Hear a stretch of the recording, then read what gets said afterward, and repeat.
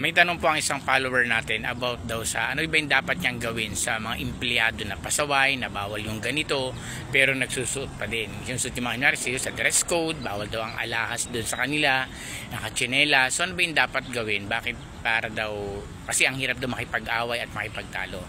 Tandaan po natin na tayo mga security personnel, huwag tayong makikipagtalo o makikipag-away. Ang gagawin lang natin, kasi yung term na pakikipagtalo at pakikipag-away, bababa ang level natin niya bilang mga guard. Ang kailangan, napakahirap nilang i-approach. Yun yung mga, kasi po yung mga term na ginagamit natin, minsan bumabalik sa atin yan. Ito yung nagre-reflect na ano bang pagkatao meron tayo, anong bilang security. Kasi marami namang guard, hindi naman talaga sila yan eh. Dangan nga lang, naiiba sila. Kasi nga, protocol sa trabaho. Hindi ka pwedeng maangas, hindi ka pwedeng matapang. Kasi madami akong nakan-magard sa kanila, talagang barumbado talaga, pero pag nasa trabaho, napaka-polite niya. So, naiiba. Pero maganda dapat, gawin na natin tama sa buhay yun, di ba? Kasi, ano man, napakasarap na maging maayos ka sa buhay, mabuti ka sa kapwa mo, despite negative sila, marami kasing ganyan. So, ang pakikipagtalo at pakikipag-away, wag po natin gagawin yan. Ang kailangan dyan, approach natin ng maayos. Ipaliwanag natin, kumisang kasi, pero sa pagpapaliwanag dapat hindi ka din magaslaw, 'di ba? Kailangan ando yung tagong sinasabing maximum tolerance. Huwag nating hahayaan na lamunin tayo ng galit natin. Sabi nga, 'di ba? Kapag nag-decide ka, nakipag-usap ka, dapat hindi ka galit, hindi ka din masaya. Kalma ka lang. Kasi ito yung magiging way mo para paano mapasunod yung tao eh. Diba? So, ang gagawin natin po dyan, sir, ang kausapin natin siya. If ever na kaya naman, ano pa, bilang officer, siguro, kausapin natin, ano yung reason. Ngayon, kung talagang hindi pa din, sabihin natin, sir, kasi base po sa protocol ng company, ito yung dapat po, at saka mga hindi na dapat po natin gawin.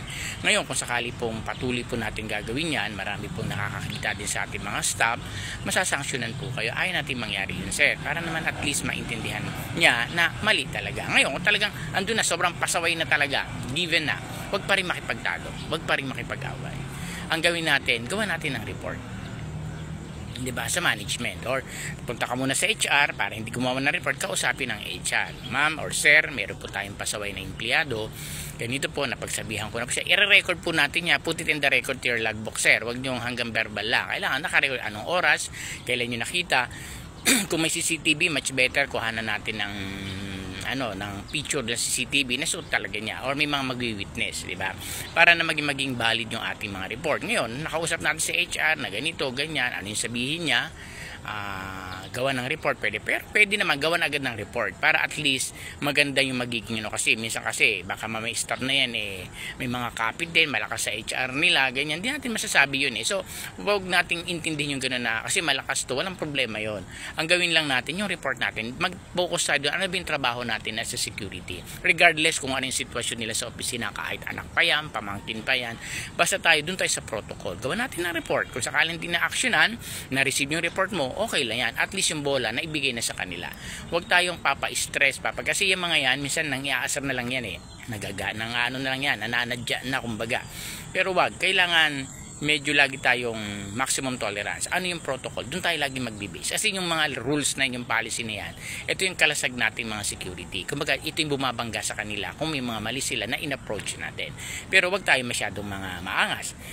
Yung nga sabi ko, be firm to your policy, strict on that, but not rude. Kailangan palagi nating pahalagahan yung trabaho natin despite anumang area yan, kasi tayo yan lalago tayo dyan. Huwag tayong maging maasar kasi nga sabi ko nga lagi, diba, pag maraming pasaway, magpasalamat tayo mga guard kasi may trabaho tayo, diba?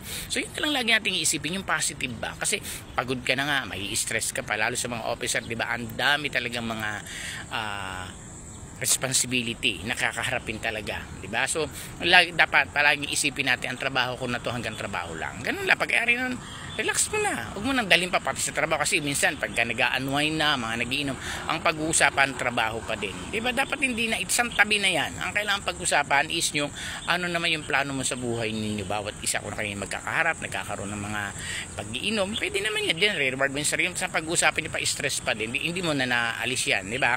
So gano'n, wag tayong paano sa ganyang mga bagay. Kailangan kung ano yung nararapat na gawin sa kanila, ibigay natin.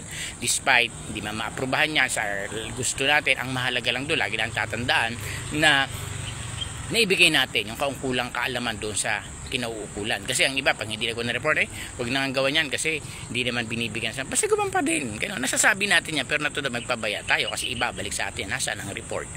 Kasi kailangan din ng mga management na may report. Concrete evidence kasi yung pag sinanksyonan nila.